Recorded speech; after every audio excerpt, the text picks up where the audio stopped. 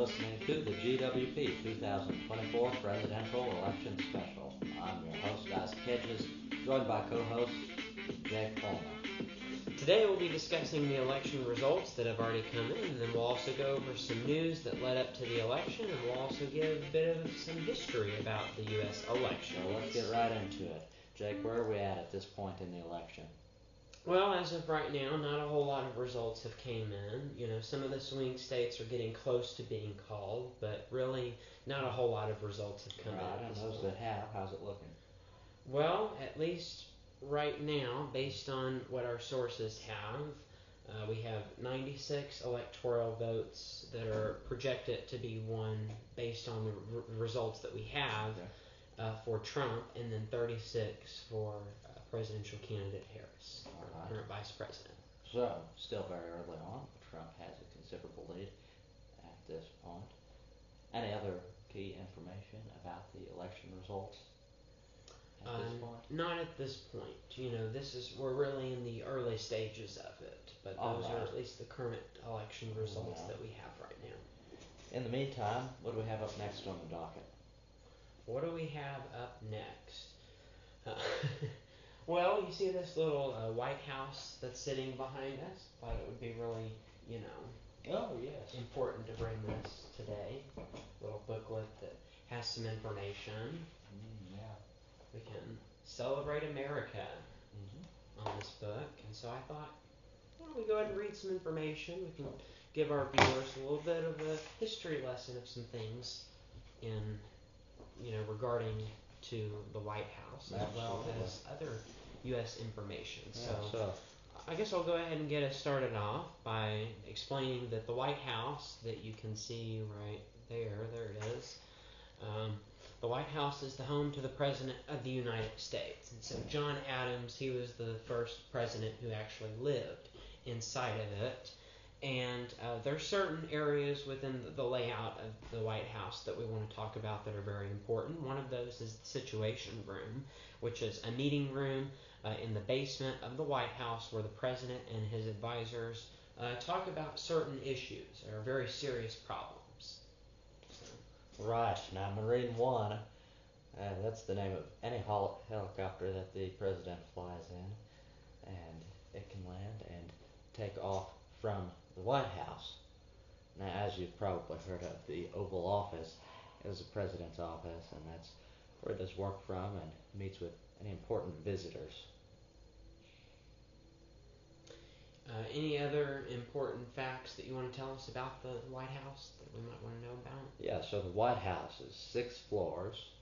It has whopping 132 rooms and 35 bathrooms. That's a lot. Now, there have been a few unusual pets in the White House through the years. President Roosevelt had a bear and a snake, believe it or not. Wow. Yes, and First Lady Coolidge had a raccoon. President Taft had a cow named Pauline. Did he go inside the White House?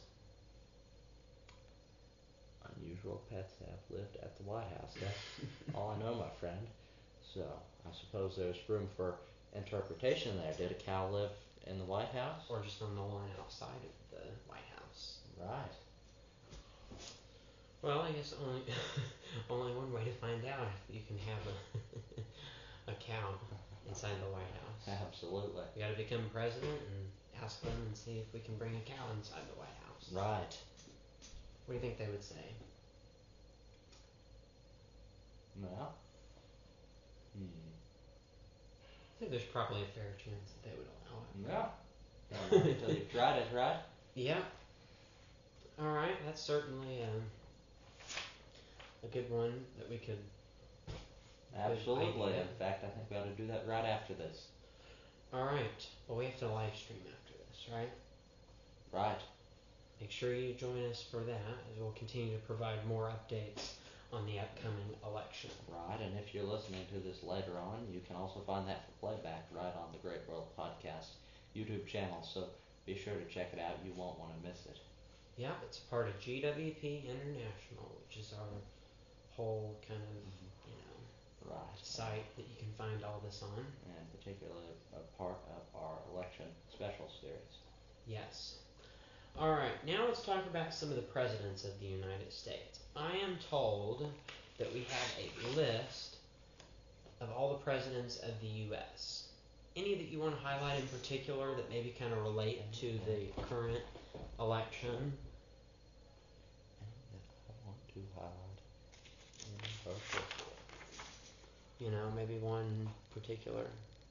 Oh, absolutely. Yeah. Yes.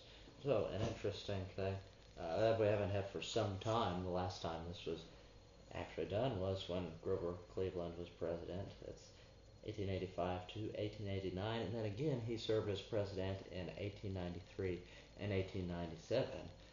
Now the thing that's unusual about that is he served 2 non-consecutive terms as president, and if President Trump is reelected, he would be the first president since Cleveland to serve 2 non-consecutive terms. And so he would be considered the 45th president and the 47th. Right. So, just as Cleveland was. That's really something. So, considerable history or potential for it on that front. Yeah. And then I guess as far as a bit of so that's, something that hasn't happened in a while. But what about something that's never happened at all? When's the last time that a woman has been elected as president? Well, never. Yeah, it's never happened before. So, if Harris does, the current vice president, win this election, then she will be the first woman who has ever won an election. So that would be pretty neat to have. We almost had it with Hillary Clinton back in 2016. So it could have happened there, and it could also happen tonight with Harris. Right. Vice President Harris. In any case, whatever happens, it'll be a historical one, so you don't want to miss it, and you can find all of the best and latest coverage again here on the Great World Podcast. So, what else do you have for us tonight, Jake?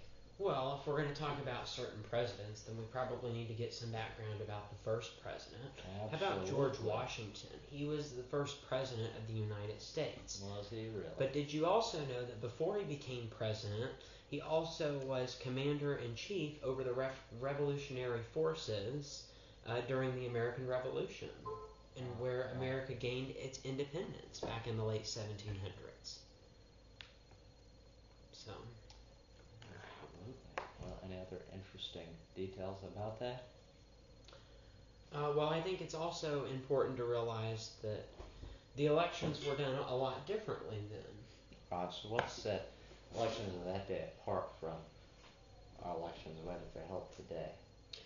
Probably the biggest thing that I think of is, that we've become very accustomed to the two-party system. Right. And there's a lot of times when we've had 3 or even 4 major parties over the last, over 300 years, or not quite over 300, less than 300 years, excuse me. But during that time, George Washington was really the only president who was elected during a time in which there were no political parties. Right. He was the only president not associated with a political party. Right, and certainly any notion of one, he actually was against and openly discouraged. So we've definitely gone over, of course, the two-party system we've used for some time. Washington, our first president, was not an advocate of political parties of any kind. No, in fact, he even in his farewell address said that he felt like that if there was a political party system, that it could tear apart America. What are your thoughts on that, considering the divisions that we have between the 2 main political parties today? I mean, I see his reservations, and it does have its setbacks. But again, we've used it from little on. Basically, after Washington, every president has had some affiliation, some political party, and I think in particular the two-party system. I'm a proponent of it, which is fairly uncommon actually these days, and I think is actually beneficial in the way that it is linear. Most issues, if you can determine if it goes so in one direction, or another. It's very simple for the voters, which I believe is conducive to representative democracy functioning in the way that it was intended. Of course, we're not having to vote on all of the individual issues for much fewer people. Realistically, would have the time to do that, and I think it makes things very simple if things are sort of linear and you have the two separate political parties. Yeah, it certainly brings up a good point that maybe Washington didn't quite, think about when that was, when he came up with that idea. So, what about some amazing people that we've had in U.S. history? Any that you can think of? Any in particular? Well, there are so many. There's not one in particular that comes to mind. Are there any for you? I don't think I would say any in particular. I just think, in this book, there is a whole page about amazing people, and that just shows no shortage of them. Yeah, it just shows that.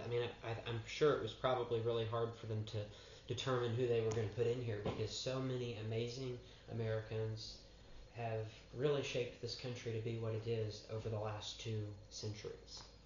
Right. How about some state facts? Do you have any state facts for us that you would like to share with us? Which was our first state? What was the first state that we had? First state? Well, let's see. The first state would be Delaware. Delaware. So 1787. And so they would have been the first state to, make the agreement to sign. Right, to become part of the Union. Yeah, to sign into the Union, yeah. Right. So, what about the latest states? Are we still getting new states? We've been at 50 for a little while, but... Right, we've had states added on up until very recently. Among the newest, Hawaii and Alaska as part of the Union.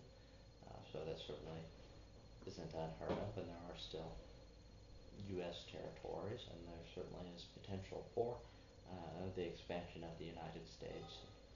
New states, again, it's fairly recent and certainly not unheard of. Yes.